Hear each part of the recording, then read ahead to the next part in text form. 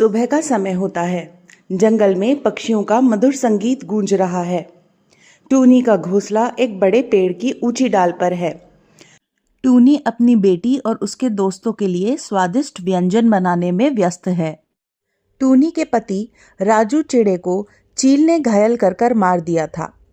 उसके जाने के बाद टूनी के जीवन का सिर्फ एक ही मकसद था कि वो अपनी बेटी को अच्छे से पढ़ा लिखा कर और ढंग से उसका लालन पालन करे। बीज की टिक्कियाँ, मकई के लड्डू और गन्ने का रस, मेरी बेटी और उसके दोस्त खुश हो जाएंगे। इन बच्चों की खुशी ही तो मेरी दुनिया है। पास के पेड़ पर कौवा परिवार, कौवा पापा, कौवा मम्मी और कौवा बच्चा बैठा है। वे दोनों ध्यान से टूनी की बात सुन रहे हैं। सुना तुमने? इसके पास स्वादिष्ट खाना बन रहा है। हमें ये खाना चुरा लेना चाहिए। हाँ हाँ, क्यों नहीं, हमें मेहनत करने की क्या जरूरत है जब टूनी ही इतनी मेहनत कर रही है। मैं उनकी नजरों से बचकर सब ले आऊंगा। मैं सबसे तेज उड़ता हूँ। तीनों ठहाके मारकर हंसते हैं और अपने चुराने की योजना बनाते हैं। उधर टूनी सारा काम निपटाकर खुशी खुशी अपने काम पर जाने के लिए तैयार होती है। चलो, सारा काम निमट गया। अब चिंकी आराम से अपने दोस्तों के साथ खाना खा सकती है। मैं चलती हूँ काम पर। तोता भाई मेरा इंतजार कर रहे होंगे। टूनी अपने काम के लिए निकल जाती है। टूनी को घर से जाता हुआ देख कौवा परिवार बड़ी चालाकी से खिड़की से उसके घर में घुस जाता है और उसका बनाया हुआ सारा खाना चुराकर ले जाता है। उधर इस सब से बेखबर टूनी तोते की दुकान पर काम करने पहुंचती है। अपने पति के जाने के बाद उसकी जगह टूनी ही काम किया करती थी। तोता चूड़ी बनाता था और टूनी उसे बेचा करती थी। अरे टूनी, आज तुम्हें आने में बड़ी देर हो गई। हाँ तोता भैया, आज चिंकी और उसके दोस्त खाने पर आने वाले हैं, इसलिए मुझे देर हो गई। हाँ, मैं तो भूल ही गया। मेरा बेटा भी बोल रहा था कि आज का खाना तुम्हारे ही यहाँ खाएगा। ये बच्चे भी ना, और इनके खेल। खैर, हम तो इन्हीं के लिए जी रहे हैं। जो करते हैं इन्हीं के लिए करते हैं। आप ठीक कह रहे हैं तोता भैया। दोपहर का समय होता है। छोटी चिंकी अपने दोस्त गौरैया, तोता और बुलबुल के साथ घर लौटती है। वे सभी भूख से परेशान होते हैं। चिंकी तेज आवाज में माँ को बुलाती है। माँ, हम आ गए माँ। जल्दी खाना निकालो, हमें बहुत भूख लग रही है। टूनी भी तभी काम करके लौट रही होती है। अरे, आ गए तुम लोग? बस 2 मिनट रुको, मैं अभी खाना लाती हूँ। टूनी रसोई में जाती है, लेकिन जैसे ही वह घोंसले के अंदर रखे खाने के डिब्बों को देखती है, उसका चेहरा फीका पड़ जाता है। सारे डिब्बे खाली हो जाते हैं और वो हैरान हो जाती है। अरे, ये कैसे हो सकता है? मैंने तो सुबह इतना सारा खाना बनाया था, ये सब कहाँ चला गया? वह घबराई हुई बच्चों के पास लौटती है। बच्चों, मुझे नहीं पता कि खाना कहाँ चला गया। शायद किसी ने चुरा लिया। माँ, आपने कहा था कि सब तैयार है, लेकिन अब कुछ नहीं है। आपको हमारी खुशियों का ध्यान क्यों नहीं रहता है? मैं तो इतना तेज धूप में घूम कर आई हूँ, और आपने तो कहा था कि आपने मेरे लिए टिक्कियाँ बनाई हैं। मैंने अपने सारे दोस्तों को भी बुला लिया माँ। ये बहुत गलत बात है। हाँ, तुम्हारी माँ ने हमें बेवजह बुलाया। हमें तो बहुत भूख लग रही है। चलो कहीं और जाके कुछ खाते हैं। चिंकी के सारे दोस्त बिना खाना खाए ही चले जाते हैं। चिंकी बहुत उदास हो जाती है। माँ, ये अच्छी बात नहीं होती। मेरे दोस्तों के सामने मेरी क्या इज्जत रह गई। आपको खाना बनाना चाहिए था, या फिर झूठ नहीं बोलना चाहिए था। अगर पिताजी होते तो शायद मेरे लिए बहुत सारे पकवान लेकर आते। अपने पिता को याद करके चिंकी दुखी मन से सोने चली जाती है। टूनी दुखी होकर बच्चों के गुस्से को सहन कर लेती है। वह कुछ नहीं कहती, लेकिन अंदर से बहुत आहत हो जाती है। अगले दिन टूनी अपनी गलती सुधारने के लिए सुबह से मेहनत करती है। वह इस बार खिलौने बनाने का फैसला करती है ताकि उसके बच्चों को खुश कर सके। खिलौने देखकर मेरी बेटी और उसके दोस्त खुश हो जाएंगे। मुझे उनकी खुशी लौटानी है। पिछली बार वो कितनी दुखी होकर गई थी। न जाने किसने मेरा खाना चुरा लिया। वह बीज, पत्ते और लकड़ी के टुकड़ों से सुंदर खिलौने बनाती है। अच्छे खिलौने बनाने के बाद टूनी उन्हें अपने घर में संभाल के रख देती है।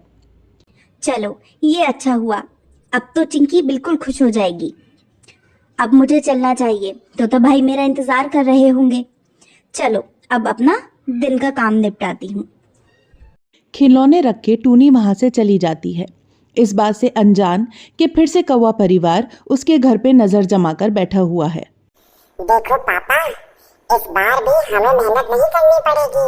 एक काम करते हैं, इस टूनी के सारे खिलौने भी ले आते हैं। मैं जाकर सब कुछ उठा लाता हूँ, कोई देखेगा भी नहीं। ये टूनी तो सचमुच में बहुत ही बेवकूफ निकली। खाना चोरी होने के बावजूद भी इसने कोई होशियारी नहीं रखी। देखो खिलौने का खजाना खुलेआम हमारे लिए छोड़ गई। कौवा बच्चा उड़कर आता है और सारे खिलौने चुरा लेता है। उधर इस सब से अनजान टूनी चिंकी से कहती है कि मैंने तुम्हारे और तुम्हारे दोस्तों के लिए नए खिलौने बनाए हैं। चिंकी खेलने जाती है तो उसे कुछ भी नहीं मिलता। माँ, आपने तो कहा था कि ये खिलौने मेरे लिए हैं, लेकिन अब ये भी गायब है। आप हमें खुश क्यों नहीं रख सकती? बेटा, मुझे सच में समझ नहीं आ रहा है कि ये सब कैसे हो रहा है, लेकिन अब मैं इस सच्चाई का पता लगा के रहूंगी। वो तक मुझे नहीं पता, लेकिन हाँ, आपने कहा था कि खिलौने मेरे लिए हैं। आपने कहा था कि खाना मेरे लिए है, लेकिन यहाँ तो कुछ भी मेरे लिए नहीं होता है। आप एक घर भी संभाल के नहीं रख पाती माँ।